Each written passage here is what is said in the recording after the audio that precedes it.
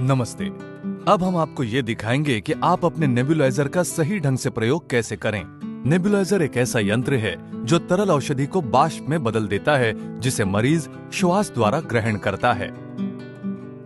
इस पूरी प्रक्रिया को 5 सूत्रों में समझाया जाएगा। नेबुलाइजर के हिस्से, नेबुलाइजर को जोड़ना, नेबुलाइजर का प्रयोग करना, नेबुलाइजर की साफ सफाई और उसका रखरखाव। महत्वपूर्ण निर्देश। नेबुलाइजर के हिस्से। नेबुलाइजर में एक कंप्रेसर और 2 अलग किट्स होते हैं। एडल्ट किट यानी वयस्कों का किट और पीडियाट्रिक किट यानी बच्चों का किट।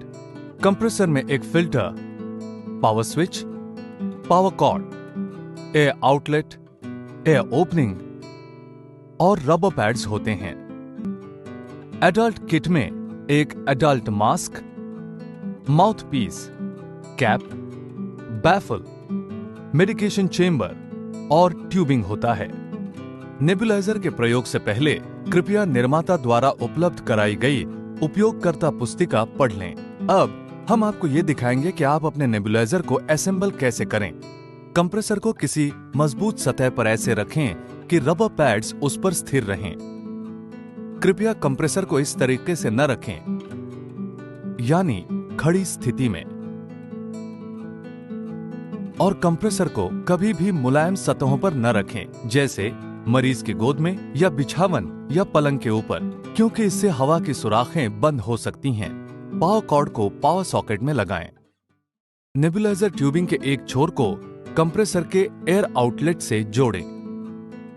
मेडिकेशन चेंबर का कैप खोलें और ये जांचें कि बैफल अपनी जगह पर स्थित है।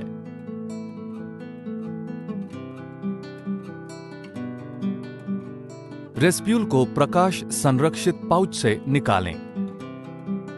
रेस्प्यूल एक प्रयोग के लिए तैयार एम्प्यूल है जिसमें दवा रहती है। रेस्प्यूल को खोलने के लिए उसे ऐंठें और तरल औषधि को मेडिकेशन चेंबर में उंडेलें।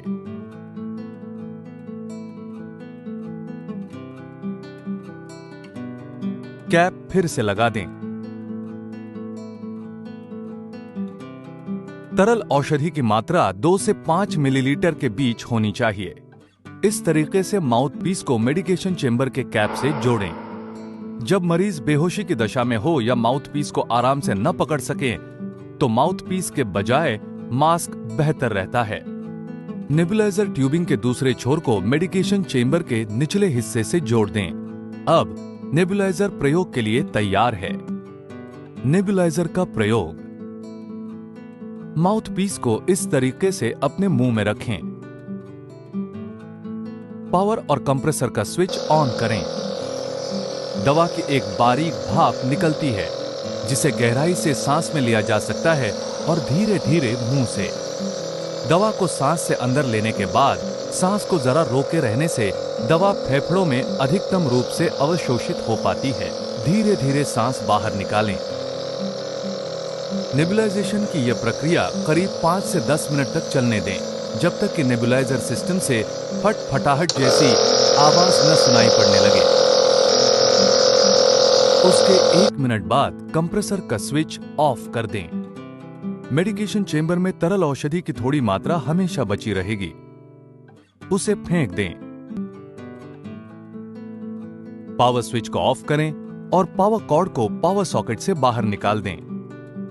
नेबुलाइजर की साफ सफाई और उसका रखरखाव। संक्रमण की संभावित जोखिम से बचने के लिए प्रत्येक प्रयोग के बाद नेबुलाइजर की साफ सफाई की जानी चाहिए।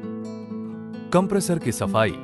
कंप्रेसर के बाहरी हिस्से को साफ कपड़े से नियमित रूप से साफ किया करें, ताकि उस पर धूल न बैठे। जब फिल्टर एकदम बदरंग हो जाए तो उसे बदल दिया जाना चाहिए।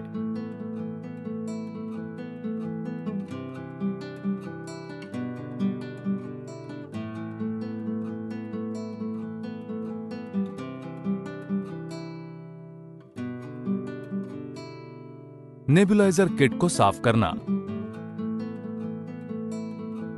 सफाई के लिए ट्यूबिंग को हटा दें। माउथ पीस या मास्क को मेडिकेशन चेंबर के कैप से अलग कर दें। कैप को घड़ी की उल्टी दिशा में घुमाते हुए कैप खोलें और बैफल को हटा दें। ट्यूबिंग को छोड़कर बाकी सभी वस्तुओं को गुनगुने पानी या किसी मृदुल डिटर्जेंट घोल से धो दें। डिटर्जेंट के बचे खुचे अवशेष को हटाने के लिए गुनगुने पानी में धो डालें।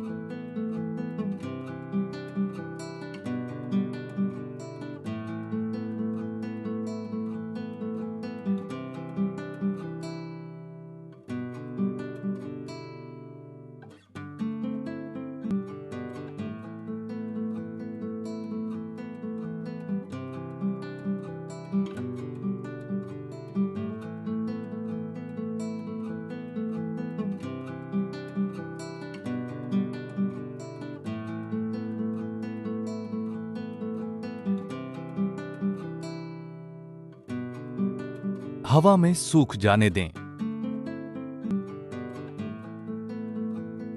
ट्यूबिंग की सफाई। ट्यूबिंग की बाहरी सतह को नियमित रूप से पोंछकर उसे धूल से मुक्त रखें। यदि ट्यूबिंग में आपको तरल बूंदें दिखाई पड़ें, तो ट्यूबिंग को कंप्रेसर के आउटलेट से संयोजित करें। कंप्रेसर को स्विच ऑन करें और कुछ सेकंड तक ट्यूबिंग से हवा फूंकें। नेबुलाइजर किट को कीटाणु रहित करना। नेबुलाइजर किट को हर रोज कीटाणु रहित किया जाना चाहिए। एक स्वच्छ कंटेनर में सभी सह उपकरणों को ट्यूबिंग को छोड़कर 30 मिनट तक डुबाकर रखें। व्यावसायिक रूप से उपलब्ध किसी औषधीय कीटाणुनाशक में अथवा किसी मृदुल डिटर्जेंट में अथवा सिरके के घोल में 1 हिस्सा सफेद सिरका और 3 हिस्सा गुनगुना पानी। साफ हाथों से सह उपकरणों को बाहर निकालें और गुनगुने पानी से धो दें।